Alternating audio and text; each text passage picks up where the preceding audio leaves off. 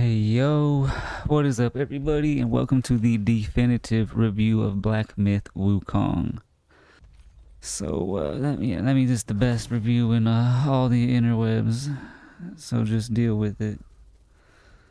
Anyways, about the design, it's a Souls-like action game.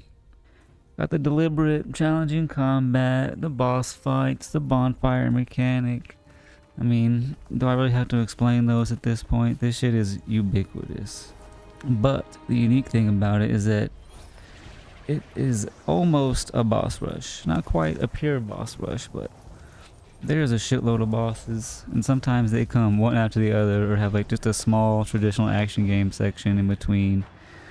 And then it's just like bam, boss, bam, boss, bam, another fucking boss, which is cool because the boss fights are pretty sick in this game. So, and it has like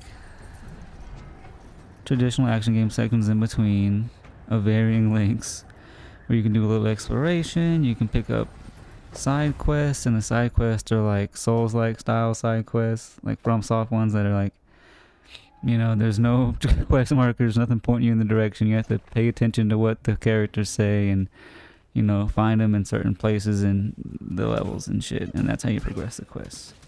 But they come with some worthwhile rewards, so definitely worth seeking out. Do those, and they come with like the best fucking reward, which is if you do, I don't know if it's all side quests, but certain side quests you get like the secret boss fight. I mean, there's a bunch of optional secret boss fights, but this is like the ultimate one, and it is fucking sick. This boss fight, the secret ultimate boss fight, and the final boss fight are the two best boss fights in the game. The secret one has like the over the top spectacle that would be a great final boss fight in any fucking action game. If you play this game, definitely, seek that fucking boss fight out because it is the shit. And the final boss fight is the shit too. And most of the boss fights are great. So you talk about the gameplay, the combat. You have you only have one weapon. You have a staff, right? And you only have one basic combo. And then you have 3 different stances, and the only thing the stance changes is what your power attack button does. You get your light attacks that do the basic combo, and you have a power attack button, which is just like a singular attack. It's not like a combo or anything like that.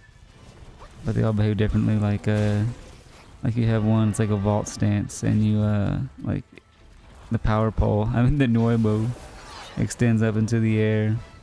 And you're perched on top, and like you avoid attacks, and as enemies hit it, and like it builds up your stamina meter, and then you fall down when it fills up. Or if you let go of the button, you'll slam down with a sick ass attack. Another one's a thrust stance, where your power attack is a sick thrust. You generate like a resource called focus, and like you can charge up your power attacks to each level of focus, and then like unleash a stronger version. Like if you have like 3 focus, you can use level 3 power attack or whatever.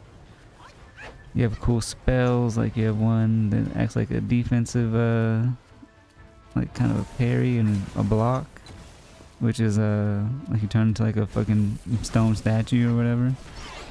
You have a shadow clone jutsu. You have where you just create a bunch of clones of yourself and they wail on the fucking enemy.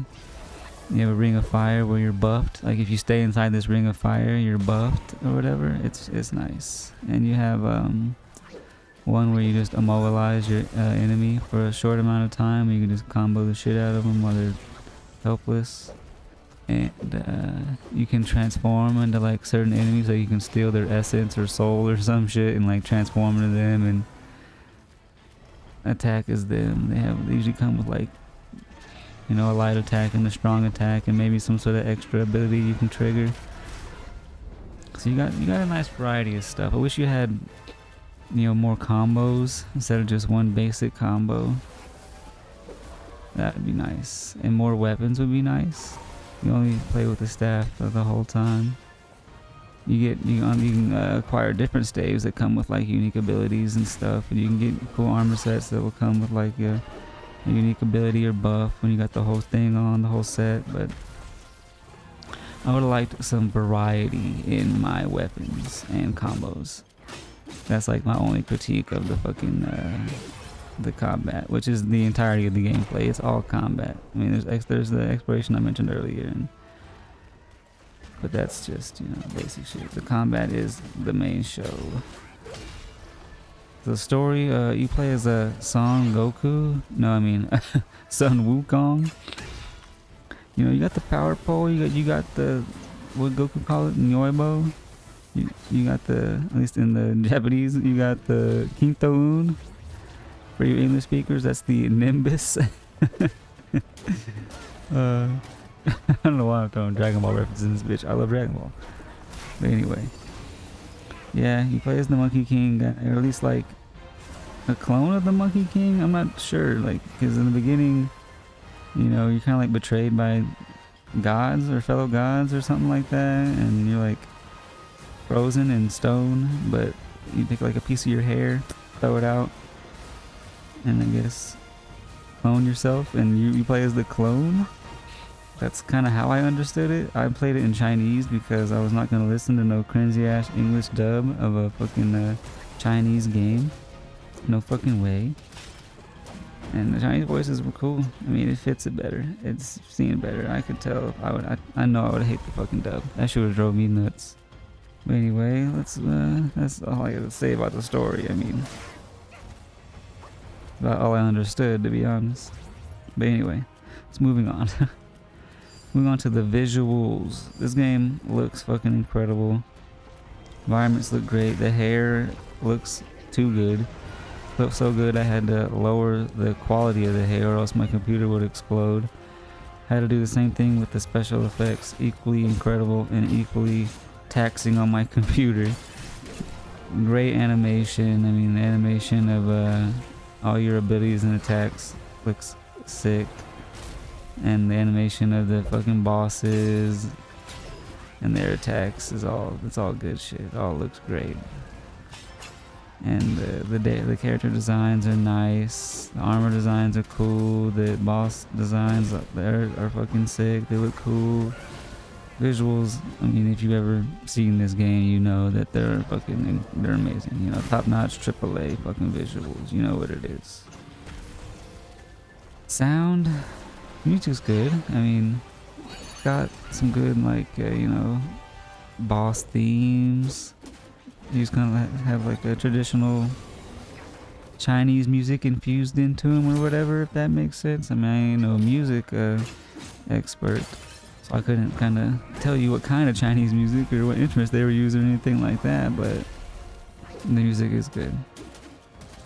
Complements the game well, I would say. I always dug that kind of like Chinese music and those instruments, so I enjoyed it. But anyway, I think that might be it. So if I had to slap an arbitrary number on this game, I'd say it's an 8 or a 9. For me, it's probably closer to an 8 because the only thing I think would take it to a 9 is more variety in combat, meaning more weapons. Oh, and have a story that makes sense. So anyway, that's it. Thanks for watching, and I'll see you later.